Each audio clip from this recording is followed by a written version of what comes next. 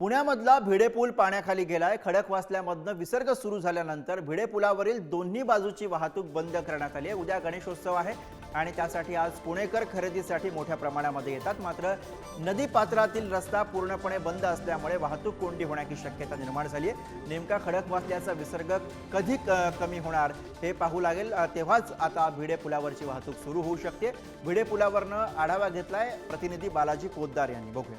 खडकवासल्यात 16,000 क्युसेक्सने जो पाण्याचा विसर्ग सुरू होते, त्यामुळे पुण्यातील जो भिडे पूल आहे तो आता पाण्याखाली गेल्याचं आपल्याला पाहायला मिळतंय। भिडे पुलावरली सगळी जी वाहतूक आहे ती पूर्णपणे बंद करण्यात आलेली आहे। रात्री 16,000 क्युसेक्सचा जो विसर्ग आहे तो खडकवासल्यामधून सुरू करण्यात आला आणि त्याचा परिणाम म्हणजे आपण पाहतोय आता पुलावरून जे आहे ते पाणी व्हायला सुरुवात झालेली आहे।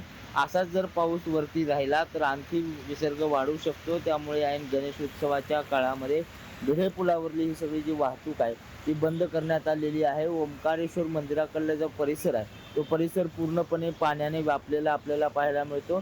त्यामुळे ओंकारेश्वरकडून येणारी वाहतूक करणं आता शक्य नसल्याचं आपल्याला पाहायला मिळते।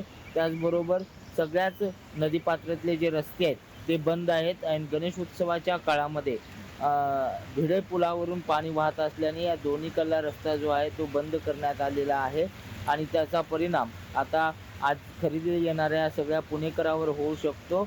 मात्र भिडे पूल बंद असल्याने मोठी वाहतूक कोंडी होण्याची सुद्धा शक्यता आहे। नेमका हा विसर्ग कधी कमी होतो हे सुद्धा पाहावं लागेल। मात्र आता जर आपण पाहिलं तर हा सगळा भिडे पूल जो आहे तो सध्या बंद झालेला आहे। भिडे पुलावरून पाणी वाहत असल्याचं चित्र आपल्याला पाहायला मिळतंय। बालाजी पोद्दार, पुढारी न्यूज, पुणे।